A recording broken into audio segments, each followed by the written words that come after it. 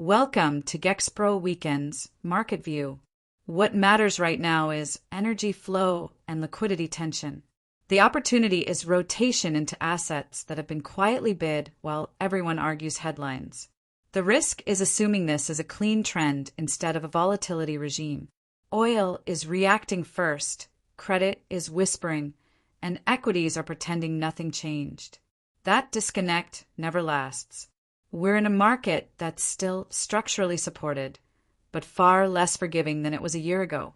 The central bank posture is restrictive in tone, even if the messaging sounds softer. Cash levels are low. That matters. When there's not much dry powder, markets don't absorb shocks smoothly. They gap, they rotate, and they punish crowded trades. Liquidity is still there, but it's selective. It's moving, not expanding. Energy is the tell. Price action starts there before the narrative catches up. Energy stocks don't break down even as barrels drift lower. That's not random. That's positioning. Services lead first, then producers follow if the move sticks.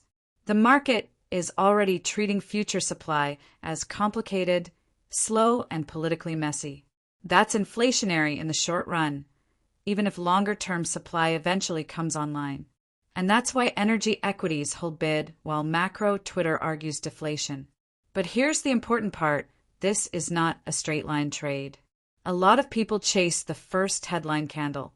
That's where people usually get trapped.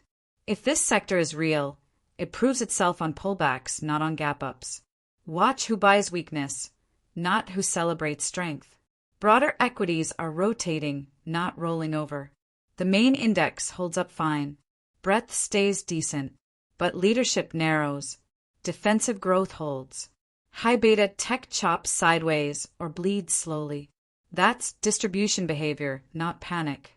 It doesn't mean crash, but it does mean selectivity matters more than direction. Credit markets are where I stay focused. Long-term yields creep higher even as short-term rates stay pinned. That's the bond market quietly pushing back on the idea of aggressive easing. It's not screaming stress, but it is saying inflation risk isn't gone. When long rates rise without equity volatility, that's a warning shot. Not bearish, but a warning. Institutional flow looks disciplined. Big money sells into strength, buys into structure, and avoids chasing news. Retail behavior is the opposite, polarized, loud, and late. You can see it in options positioning. Heavy downside protection sits under the market. That tends to stabilize dips at first. But if those levels fail, hedging accelerates fast. That's when you get air pockets. Key index levels are tight. Support holds for now, backed by put walls. As long as those remain intact, the market grinds and frustrates both sides. Break them, and volatility finally shows up. Until then, patience beats prediction. Metals are mixed. Gold presses a major level and hesitates. Long-term structure stays constructive, but short-term price action is heavy. Silver is volatile and undecided, classic late-cycle behavior. Platinum and industrial metals hold range. Nothing is broken, but nothing is screaming new trend either. This is digestion. Crypto is the outlier. It quietly resolves higher after weeks of compression. That matters. Breaks from long consolidations carry information. Liquidity moves there when people start looking for uncorrelated momentum. The key level now acts as a line in the sand. Hold above it and shorts feel pressure. Lose it, and the move was just a squeeze. This is where patience matters most.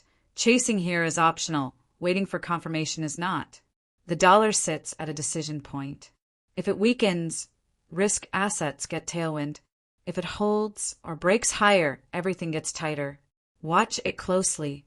It's the silent driver this year. Near-term data exists, but price leads. Employment numbers, activity surveys, they only matter if they push markets through levels that already matter. Otherwise, they're noise.